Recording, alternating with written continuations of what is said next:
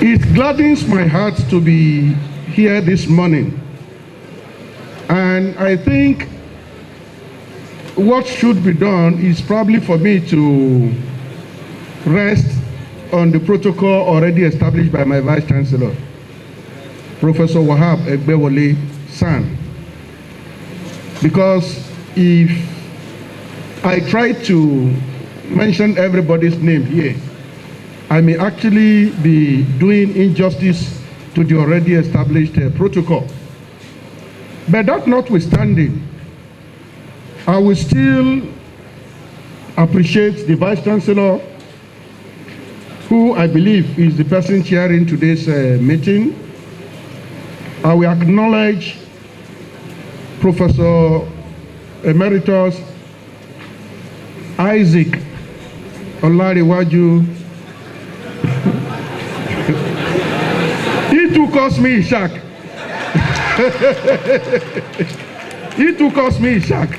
So if I come here to call him Isaac in the presence of all of you, it's a revenge.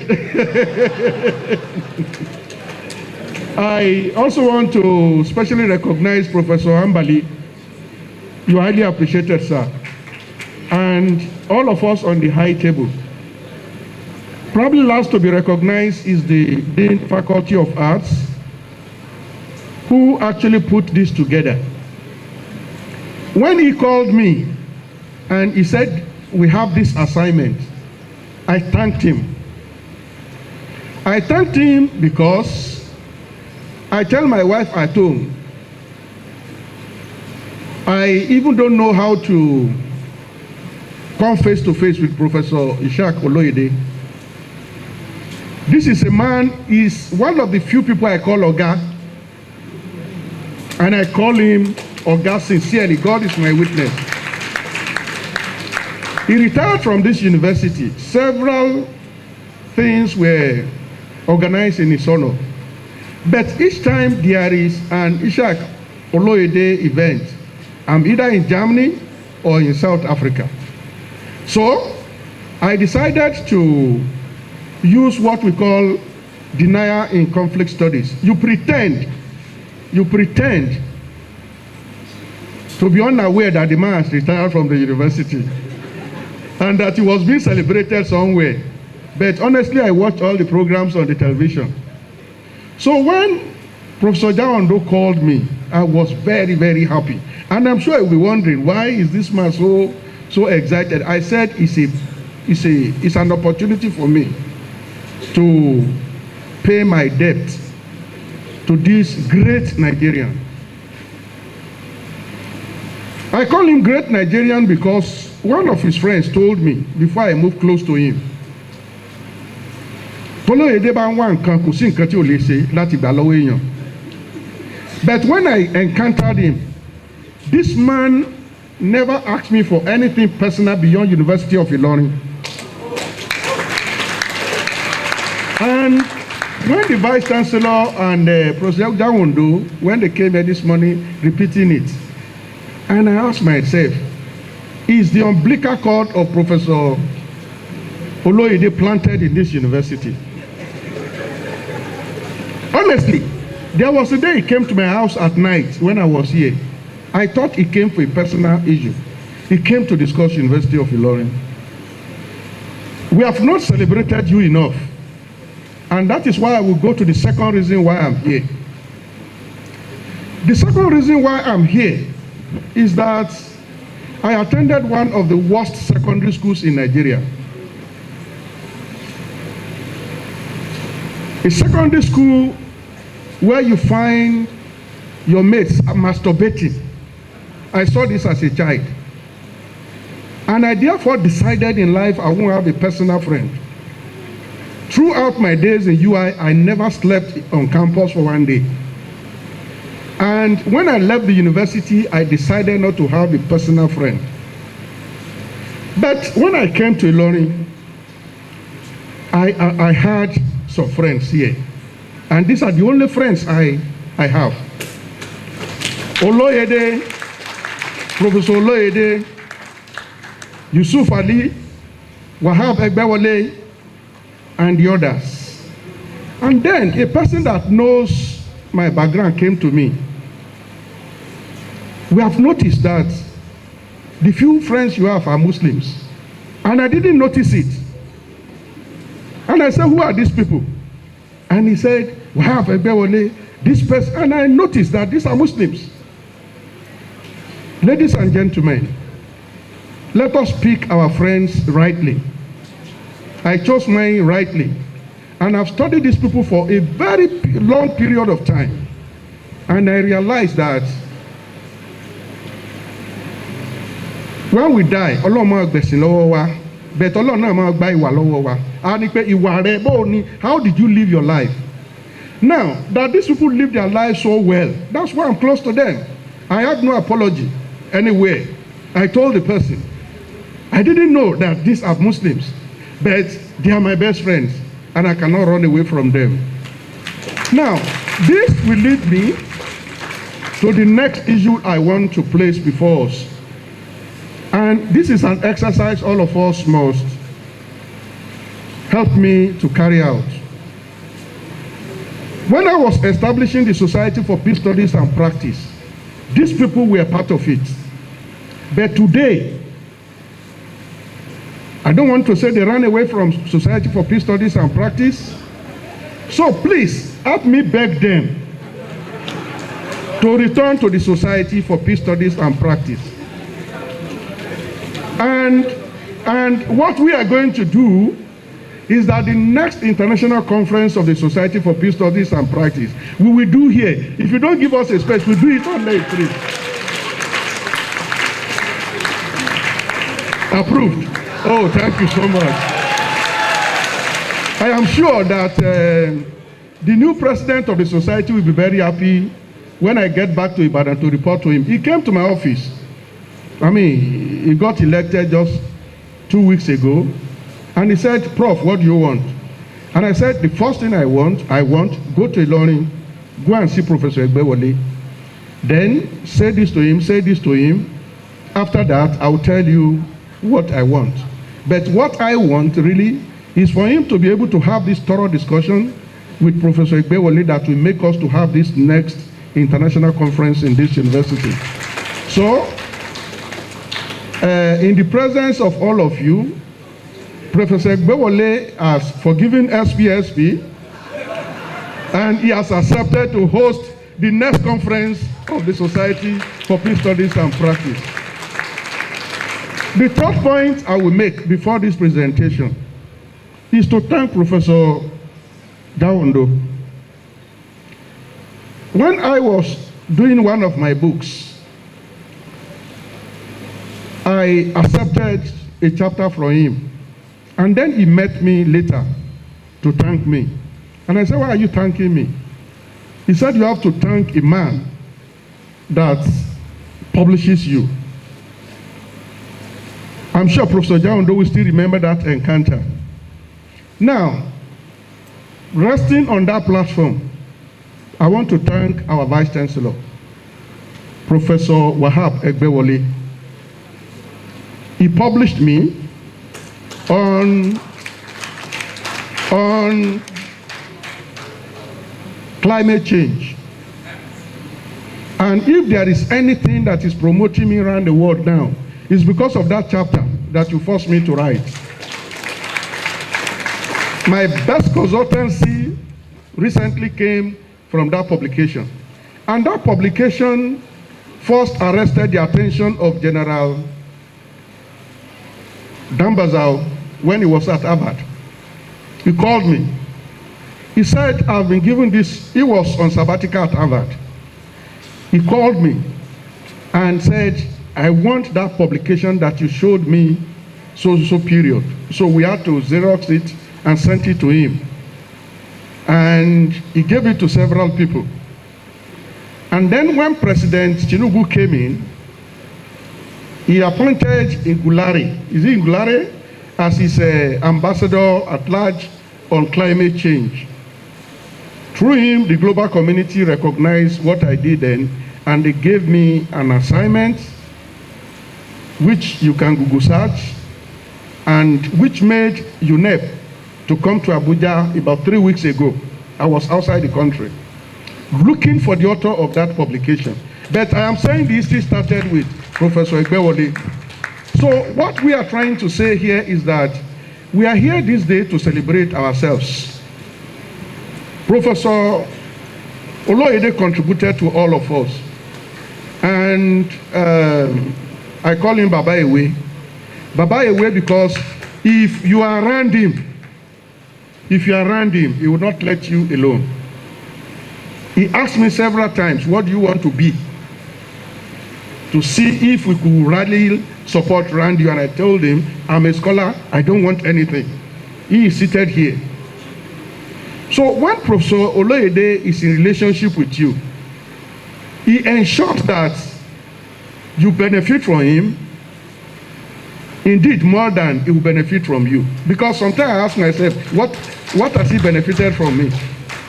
So we thank God for making this day possible. Now, the title of the lecture that we are presenting today is The Humanities and Global Uncertainties. Now, this is a subject matter that should be of concern to us. And in Yoruba language, I will say, Ilé ayé ti dá rúdurùdu. Ilé ayé ti dá rẹ́dẹ̀rẹ́dẹ́. Those of us who travel regularly, we are disturbed about what we see. But those of you operating at the local level here, I am sure you are equally disturbed by what you see. Some parents will call me and say, this is what I'm going through. Some women will call you and say, this is what I'm going through. Some men will call you and say, this is what we are going through. So what this lecture is trying to look at is to say that the world is upside down. And the solutions to the problem, to me, must come from the humanities. And this is because humanities has to do with ensuring that our humanity is not killed and that our humanity is not dead.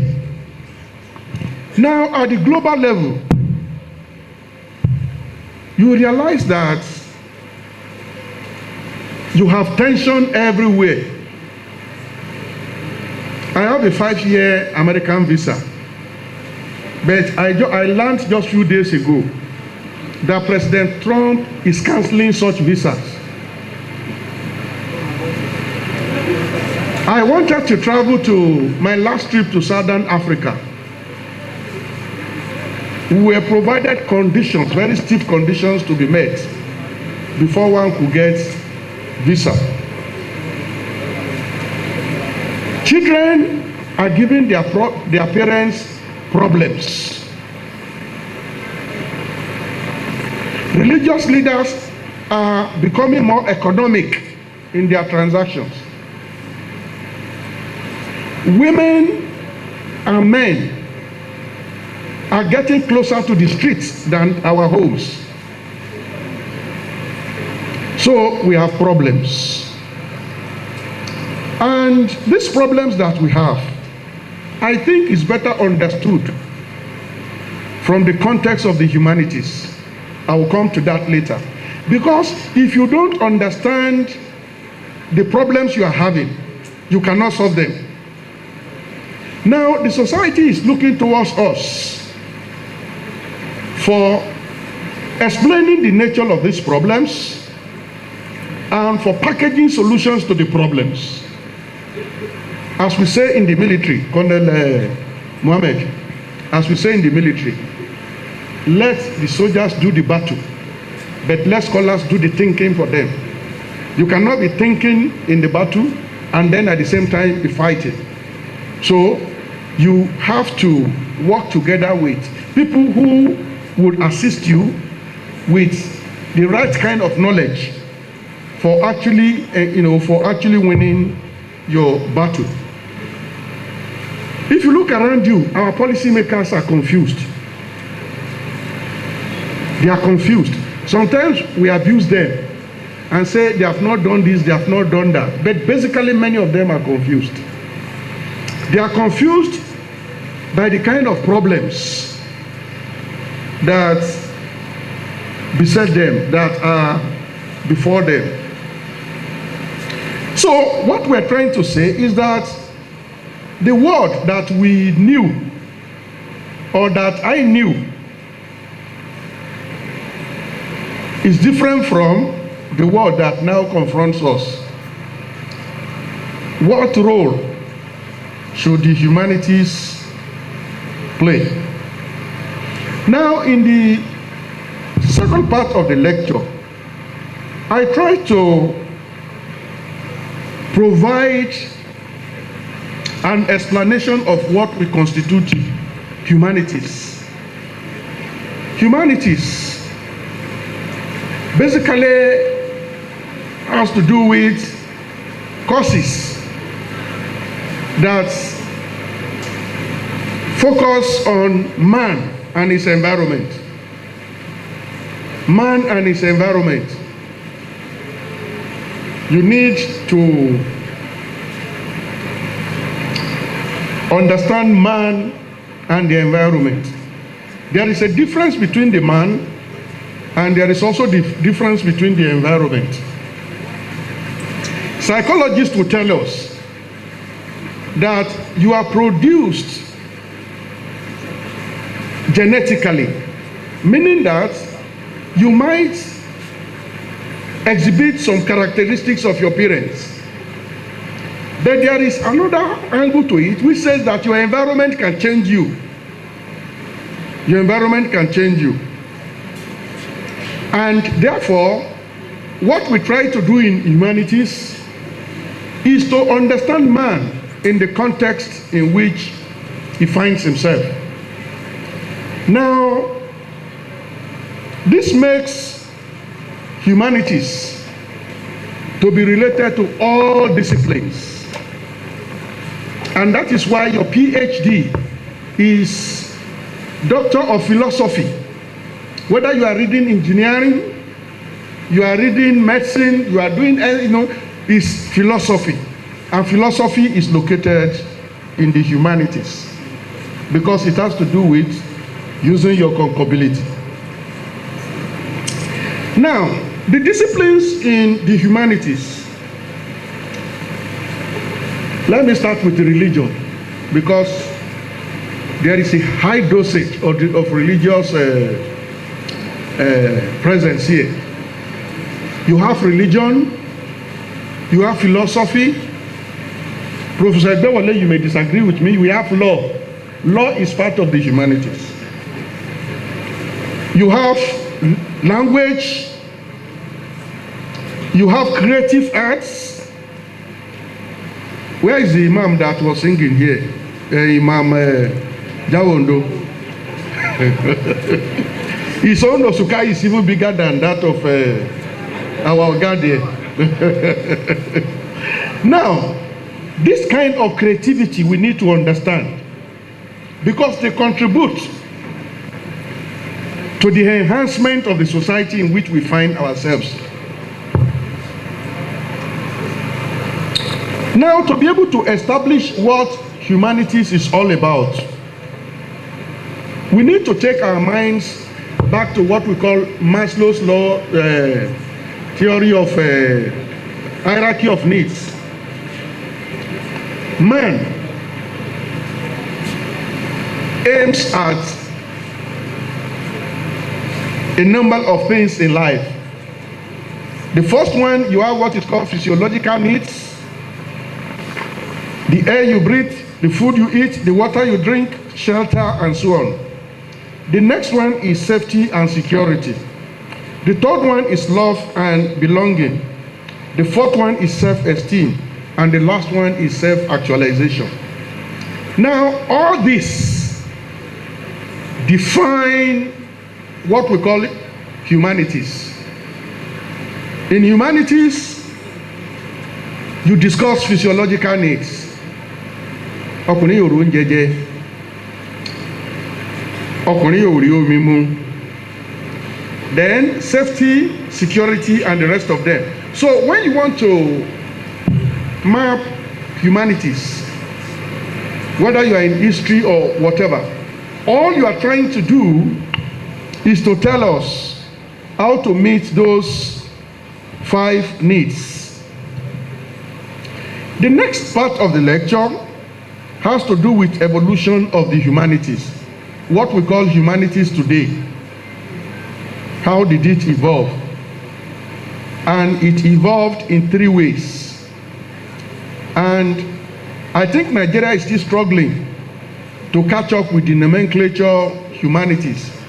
We still have Faculty of Arts. But when you go to Europe, you find some faculties of humanities. You go to America, you find humanities. But here we are more familiar with arts. Now, the humanities, what we call humanities today, started from the church. It was basically an attempt to promote Christian virtues.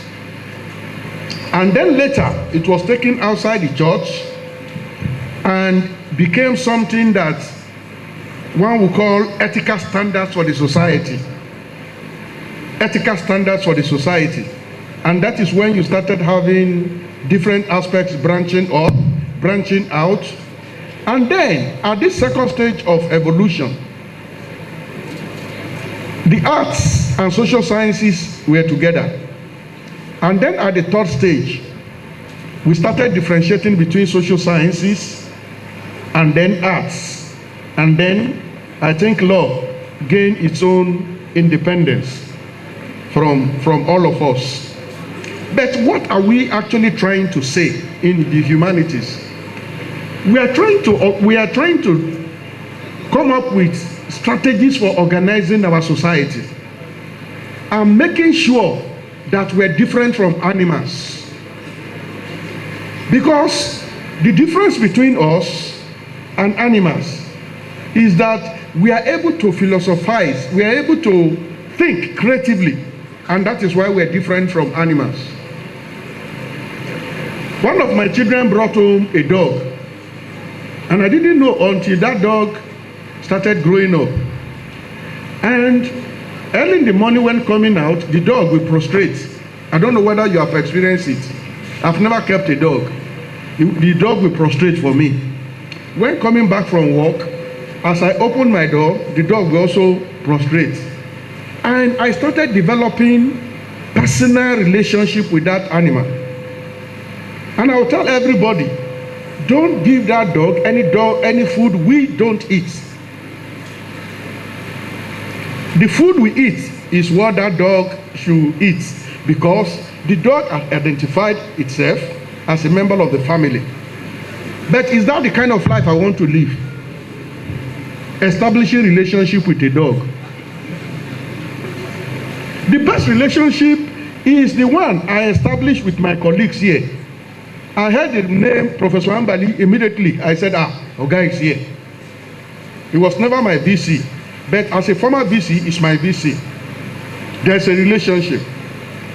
Professor Oloyede, you know, somebody asked me, he said when I address Oloyede that they see a contradiction. I said, it's my Oga. He said, but when I'm interacting with him, I interact with him as if I am his junior brother. I said, we combine the two together. I am his spoiled junior brother. Because sometimes when I'm interacting with him, I did it in Kano, and General Dambaza called me. He said, you said, Professor Oloyede is your Vice-Chancellor, but he pretends to be your boss. He said, is he not your boss? I said, it's my boss. But my relationship with him goes beyond University of Ilorin. He's a man who will say anything to me, and he's a man who I will say anything to. So, what the humanities is trying to say is that irrespective of our differences, how do we come together? How do we come together? And in asking the question, how do we come together? You want to go back to your religion. You want to go back to your culture. In my family, in my home, in my lineage, If you are older than a person by 1 day, is brother or auntie. But it stabilizes the family. It stabilizes the family because there is a limit to which you can advance an argument against that person. When you argue against the person, you'll be reminded that this is a senior person. It controls you. Now, who are the professors advancing this argument? To what extent have we been able to sustain the argument? So, what humanities basically, irrespective of the aspect you are referring to, what humanities is trying to do is to build an orderly society. And in its current state of evolution, what it is trying to do is to make us look at ourselves critically and build theories that can make us to stay together. And to be able to do this at academic level, we have a number of questions we need to ask ourselves. How have past societies reacted to times of crisis and uncertainty?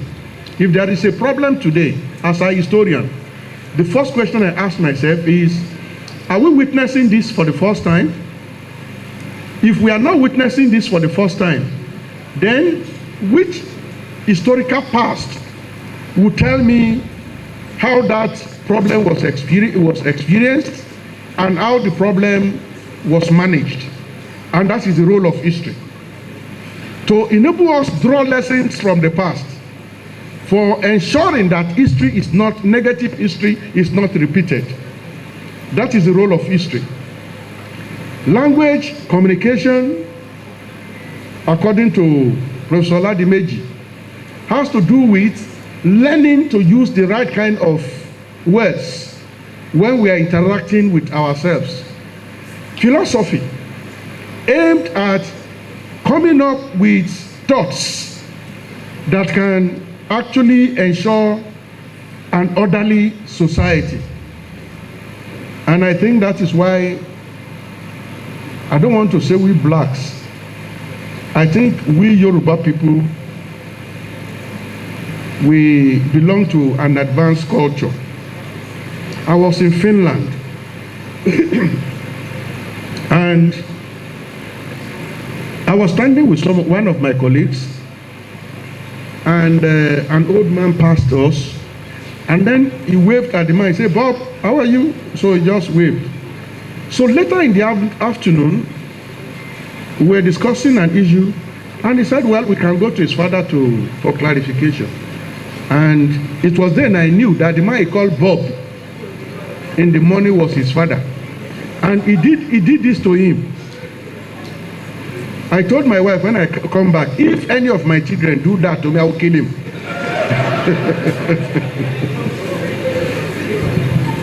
Now, the point we're trying to make, it is that it is our responsibility to build a higher culture. None of my child will call me Olawale or Isaac. No. In fact, I find it difficult to even see any in Yoruba land. I'm not talking about any other place. Now, the role of humanities is to try to build a culture out of that type of experience.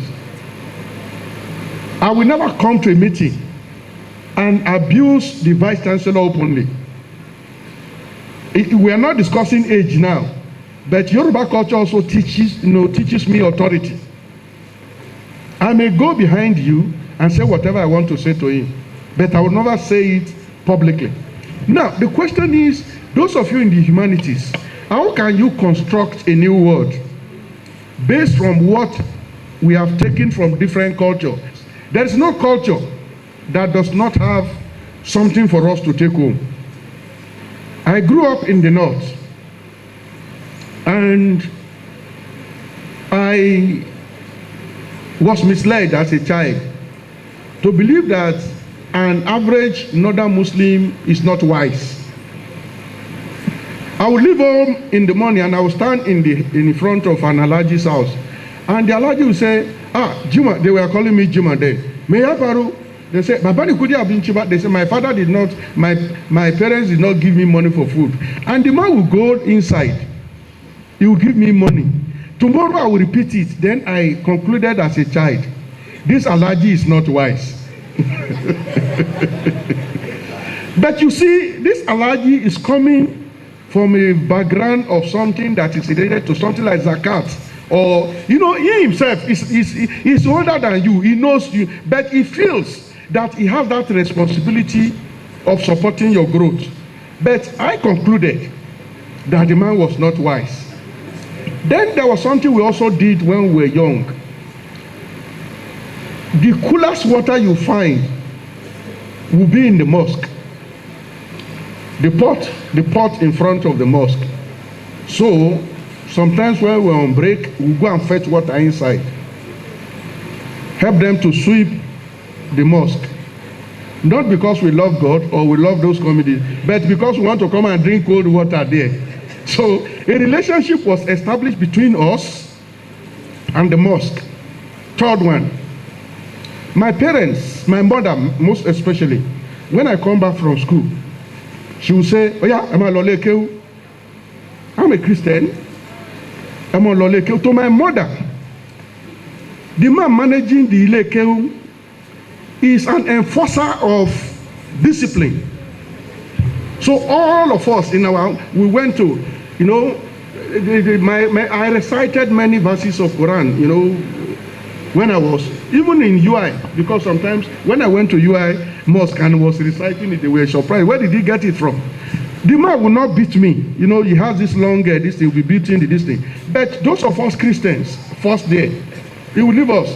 The others will say, we'll sit down there, and when we close, we will go home.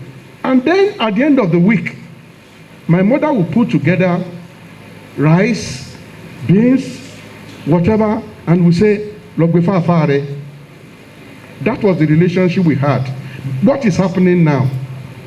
What are our parents teaching us now? So sometimes when I reflect on my childhood and I reflect on what is happening now, definitely because what we are taught now is that he's your enemy, even when he has not actually done anything wrong to you. And many of us young people, we grow up with that type of mentality. And the moment you are shaped, you are wrongly shaped, that is how we are going to lead the rest of your life. So what we are trying to say is that the humanities is the one that will enable us to assemble the best from the society and pass them on to the next generation. So another question we need to ask is, what stories and metaphors do we use to understand what has gone on with the society? Yes, something has gone wrong with the society, but what is it that has gone wrong with the society? And how do we correct the situations? How do art and literature mirror or influence societal fears and aspirations? What moral principles help us deal with uncertainty? We are in an uncertain world. What do we do? Now, I tell my students, because part of my own work is not just to teach peace and conflict studies, I also try as much as possible to conscientize my students. And the belief is that if you are not transformed as a person, you cannot transform anybody. So one of the stories I share with my students to show the contradictions and the uncertainty world in which we live was my own experience going to Jordan. I was going to Amman, Jordan, and I flew Egypt Air.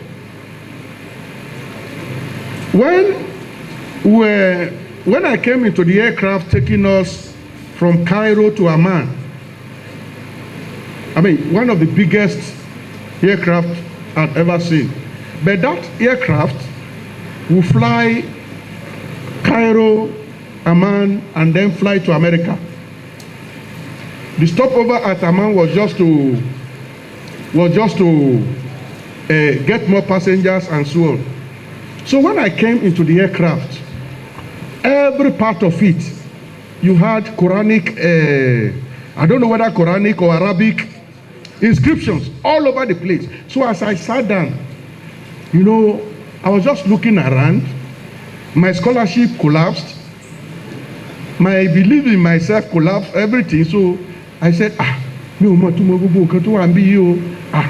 So when the aircraft took off,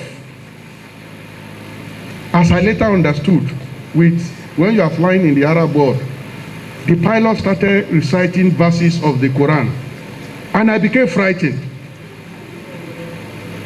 Now, I teach this to my students to say, you can create your own fear that will destroy your life.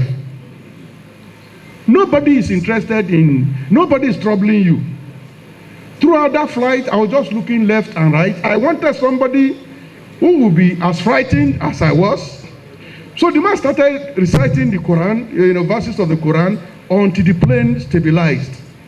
And when it stabilized, so I said to myself that probably what this man is saying is that these people that I'm carrying here, may they land safely with me.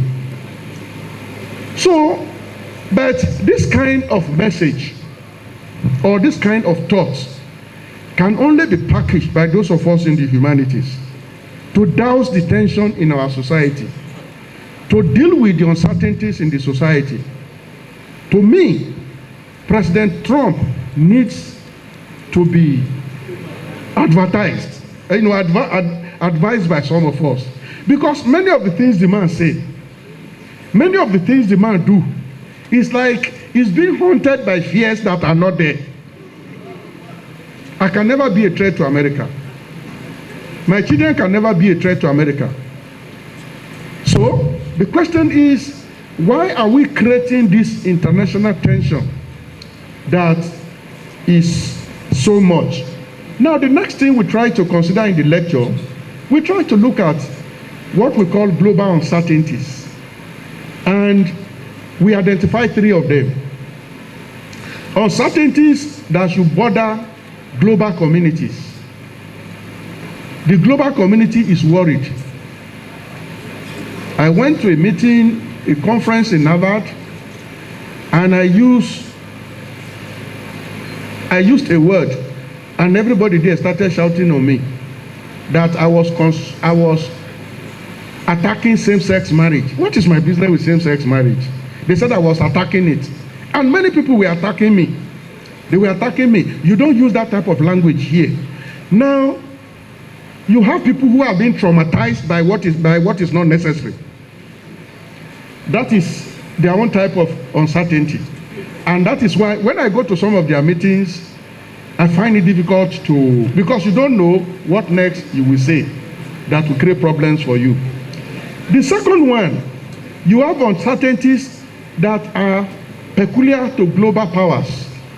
China wants to achieve this, America wants to achieve this, Russia wants to achieve this, and I've attended big international meetings where I see people wasting money on what is not important. Because this thing you are fighting over, it is not even the problem we should be discussing, but that is what they are discussing. Then the third one, uncertainties peculiar to the developing world. Our own type of uncertainties. Our type of uncertainty. A driver came to my office and said he was retiring. He said he was leaving the university job. And I said, what next? He said he will go back to his village to become a farmer. And that was my first time of hearing the Yoruba word "owe." He said, his own problem is how to get away. The problem of the person who wants to get away is different from the one you see men who want to be sleeping with men and women who wants to be sleeping with women. I saw that in England. So we are saying that, yes, you have global uncertainties, but these uncertainties are widely distributed. It was during COVID that I realized that, yes, it is possible for the whole world to have some uncertainties that will bring everybody together.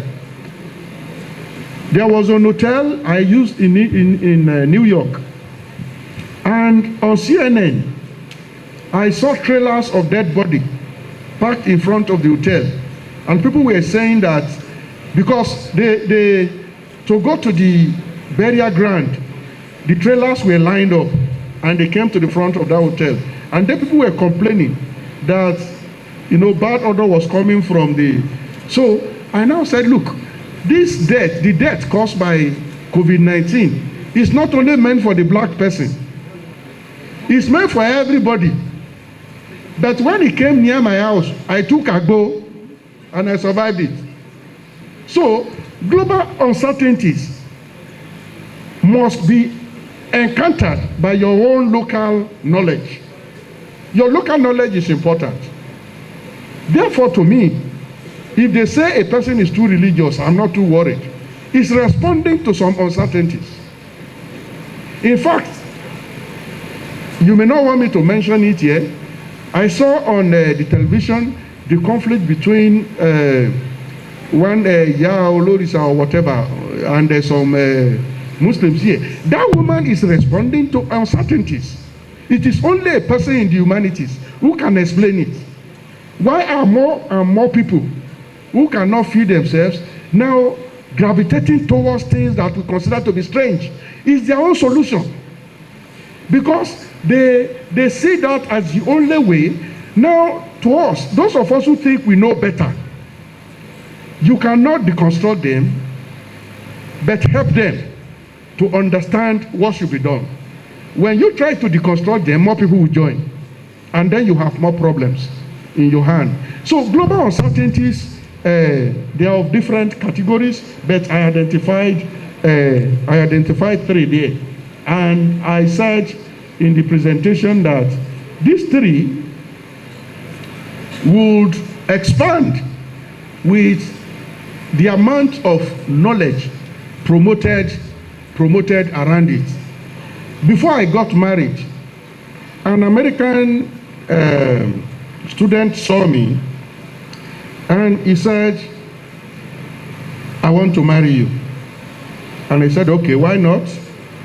I will build a castle for you in the air. I will do this because, you see, Westerners think every black person is poor and mentally deranged. So she said several things. And then she said, I want only one thing from you. Once I put you on this global scale, I don't want to see your parents. I say, Olori Brukulele. Because if my mother did not develop me, how would you even find me in America? So, you see, the way we think and the way we do things sometimes create problems for us. And I see this a lot in Nigeria. Where there are no conflicts, we create conflicts. Where there are no problems, we create problems. And then the fear of the conflict we have created will make us to be hiding under bed all over the place. When I was flying from Cairo to Amman, nobody was pursuing me. I was the person pursuing myself. And you see, some people can become hypertensive and even die as a result of some of these problems. So the next thing I try to do is to identify different types of humanities. Traditional humanities, digital humanities, public humanities, digital public humanities, medical humanities, environmental humanities, comparative and global humanities, practice-based and creative humanities. We saw part of it here. What you saw here is not just a one-day construction. These people constructed it, they practiced it, you enjoyed it. That is the direction in which humanities is going now. And I think I should also stop here to thank Professor Oloyede once again. I was doing my sabbatical at the African Union Center for Counter-Terrorism in Algiers, Algeria. When my Vice-Chancellor invited me back, you have to come back home. Why? We want you to be the pioneer dean, Faculty of Multidisciplinary Studies. So when I came back, they assembled some groups under me, and one of them is called Department of Bioethics and Medical Humanities. And I could understand what they were saying. Professor Oloyede made that possible by making me to become a member of, is it STEM cell. He brought me to that group, and I listened most of the time. And I said, so humanities can contribute to medicine. I took that lesson. Now, I went to the Rockefeller Foundation Bellagio Center in Italy. I was a laureate, I was taken to that place. It's an island. They lock all of you up there. You think for 1 month. They want you to come up with something new. And every week they were flying in experts from different parts of the world to interact with us. So a director from WHO came. And when I spoke, the woman said, Professor Albert, can you follow us back to Geneva? What you have just said, we want you to go and say it in Geneva. I said, no, I'm not in medicine. I don't know anything about it. They said, no. We are not looking for everything, but we want something small that we can grow. That is the responsibility of the WHO. And that was my first time of going to Geneva. So what we're trying to say is that any small idea you pick up as a scholar can be grown into something big. And by the time I left Geneva and I came back to Ibadan to be made the pioneer dean, Faculty of Multidisciplinary Studies, I could understand everybody, all the departments. So when they talk, I say, no, you have not filled this gap. You have not filled it. So they come to me and say, So say, no, don't worry. Just take what I've just said and let's see how it could be grown. So in the process of coming back to become a dean, I lost 4 months of my sabbatical. Because when I came back, they said, once you return from sabbatical, you cannot claim the whatever. Now, what we're trying to say is that I'm sure this lecture will be given to all of us. And what we're trying to say is that humanities can be used by any, from different angles. Now, I tried also to look at categories of global uncertainties. What are these uncertainties? Uncertainties that should border global communities. What is bothering America today, or what is bothering China today, may not bother me. I was taken to Beijing. I sat down with them. What the Chinese people are looking for are different from what I'm looking for. But I enjoyed their good hotels. They gave me good money. I rested very well, because when you are in Nigeria, you don't rest. So, but what we went there to discuss had nothing to do with Professor Albert. And so when we finished, I said, okay, thank you. Next time I'll come back. So, uncertainties that should border global communities. Uncertainties of peculiar interest to global powers. Uncertainties concerning the developing world. What we need to think about, and which unfortunately our leaders don't think about. Because our leaders, when you meet them, they might say, we want to develop nuclear weapon. And I say, what does that got to do with people picking rice in Bodija market in Ibadan? Because we have people who wake up early in the morning, they go to Bodija market in Ibadan. When you're unloading bags of rice, the ones that drop on the floor, they pick them, and that is what they will eat for today. So, before going to see about God today, why don't we first talk about what this person will eat? And then the person that is picking rice by the roadside, what happens to the children? And then we have,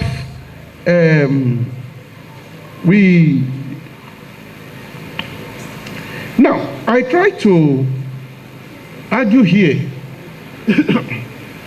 that what humanistic studies should try to contribute to global uncertainties is for you to help us reframe the problems for people to better understand. Because when you interact with people, with some of our people, they don't understand what the problems are. And I will cite the example of my grandmother. We were all saying Abacha is not a good leader. Abacha is not a, so she said she wanted to contribute. And then we say, okay, Ejeki Yana will sort one. And then he said, look, do you know why I hate the man? Instead of him to print money and give everybody to spend, then one of my colleagues said, who will plant the bread, who will plant the maize, you will buy with the money. If all of us are just going to collect money. Unfortunately, that is what we do in Nigeria. People go to Abuja, collect money, and we are not too much in production. What we do most of the time is just to collect money and then spend. So we need to help the society to shape what we need to know. We need to facilitate interdisciplinary collaboration and knowledge integration. We need to help people to improve ethical deliberations and social legitimacy. We need to help to improve communication, as you, Prof, you have been doing for a long time. We need to also document and interpret human responses to uncertainty. And I think that was one of the projects that Professor Oloyede did when he established the archives that Professor Jawondo was talking about. Now, the summary of what I've just presented to us is that if the world today is in trouble, it is because our ethical standards are too low for sustainable human development. Our ethical standards too low. You are in an aircraft, you see people kissing, doing all kinds of things. You are teaching students no longer, you know, when I taught at the University of Ulster, I was worried that my students will go out of the class to make calls and to smoke. But it is here now. In fact, when you see some of your students, you are afraid because the eyes will tell you that this person is not in Nigeria.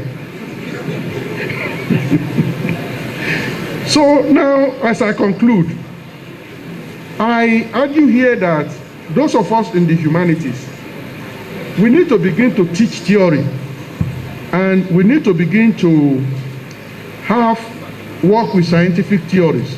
Because to understand the modern world, you need complex framework of analysis.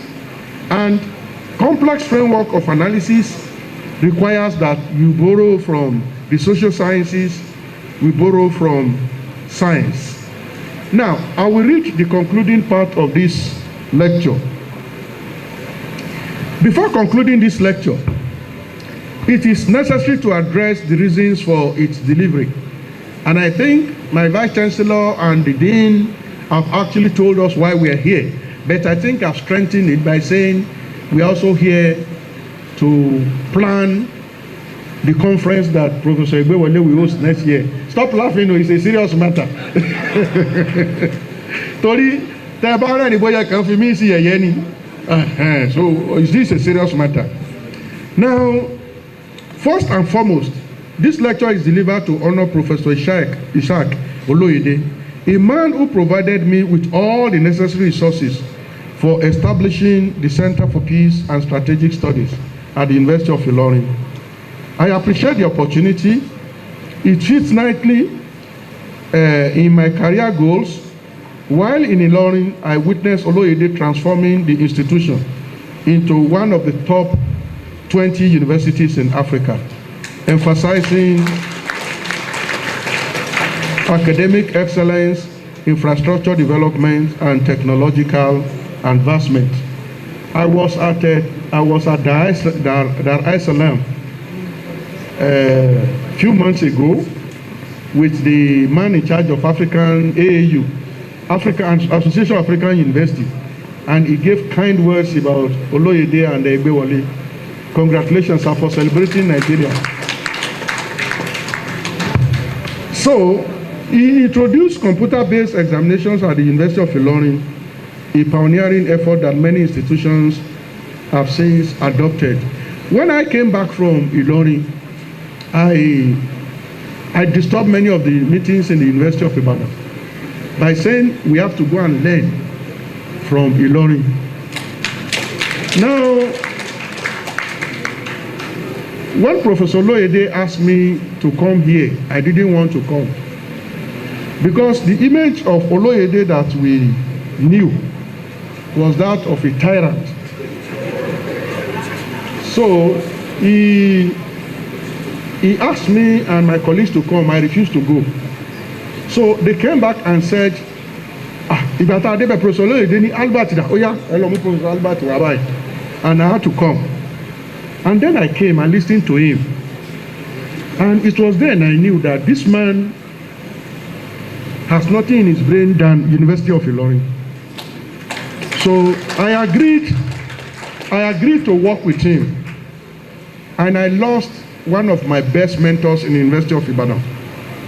He called me and he said, with all your ethical standards and so on, you agreed to work with that man. And I said, yes, sir. And till he died, he's dead now. He was not happy with me that I came to Ilorin. But I knew why I came to Ilorin, and I gained a lot from coming to Ilorin. Just 2 weeks ago, my Vice-Chancellor, we celebrated the man that asked me to come to Ilorin, Professor Bamiro, because Professor Oloyede went to Professor Bamiro and said, please allow Professor Albert to come for this assignment. And then my head of department blocked me, said you can't go. So when the Vice-Chancellor, Professor Bamiro, heard about it, he called me. He said, look, he said, that Vice-Chancellor is an Omoluabi.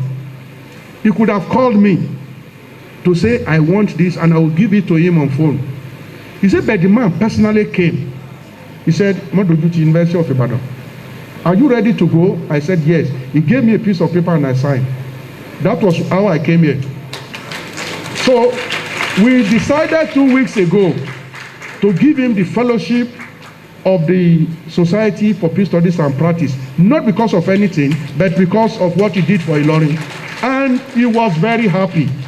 He said, you historians, you are very good at remembering small things. I said, no, that is not small. It's not small because when I go around Africa now and they are introducing me, they will say, this is Professor Albert, the doyen of peace studies in Africa. Ilorin is part of what I am celebrated for. My establishing the program in Ibadan, establishing the one in Cape Coast, it was not enough to make me doyen of peace studies. But the Ilorin one, why is the Ilorin one important? I know that you have some DSS people here. The Ilorin one, I had freedom for building the one in Ilorin than Ibadan. You want to do this, Ibadan will peg you. You want to do this. So Professor Oloyede, he gave me the money, he gave me the time, he gave me everything. And we succeeded. Where is Colonel Mohammed? We succeeded in developing the management course that you are doing now. It was through him. He said, go there, and I designed it. And that program had developed many generals. And one of the people that program developed, then a major, when we had COVID, and people were being killed by militaries, security people, this man, with his mouth, disempowered some protesters. And later they interviewed him and so on. And one of the national televisions called me. He said, do you know that that boy who did that thing is your boy? I said, which my boy? He mentioned the name. I said, I don't have any boy bearing that name. He said the boy graduated from Center for Peace Studies, University of Ilorin. Now, the one I experienced most recently had to do with a former director, DG of DSS in Nigeria. He did a book, and the current DG Ajayi said, come and review it for us. So I went to Abuja. From the airport, they picked me up treated me like a first class whatever. They put me in Transcorp, and then the following day, when I got to the event, and this is what I do when I go to any public event, I sit at the back. They started coming to me. Oga, how are you, sir? I am the director of operations. I am director of this. I said, but how did you people know that? He said, no, we finished from Ilorin. So if you go to the DSS today, you have your products have occupied, they are occupying all the commanding positions. I was shocked. So Ilorin has, developed many Nigerians that are doing very, very well. As the current registrar and chief executive of JAM, well, I think what I'm saying here was said this morning, and so I don't need to repeat it. We need to close. But the last point I will make before closing is that, yes, I came here to work with Professor Oloyede. He was accused of many things. I was accused of many things. I was called names, even from within the system. And one of the accusations against me, or against him, is that he brought me to the University of Ilorin to become a professor, and then I ran away. Now, let me explain to you how I became professor. In Ibadan, what we do is you are likely to be a professor of the year when your assessment starts. I came to the University of Ilorin in 2009. My assessment started in 2006. Why does it take long for you to become professor in Ibadan? Your papers are sent abroad, and until the last report comes in, Ibadan will not. There was a Professor Gusaya, 10 years. His papers did not come back until 10 years. Mine did not come back for 3 years. I was assessed in 2006. It was when I was here that my professorship was announced. It was not given to me by the University of Ilorin. But the accusation is he brought me, he gave me professor, and then I ran away. Ibadan does not recognize that. So please, if there is anybody here who is still being misled to say this was how Professor Albert became, no. And what Ibadan therefore do, Ibadan pays arrears. So Ibadan paid my arrears, and Professor Oloyede paid for the months that I spent before the announcement. There was nothing fraudulent about it. There was no 419 about it. Please be told that I'm a 2006 professor, University of Ibadan. Thank you so much for listening to me.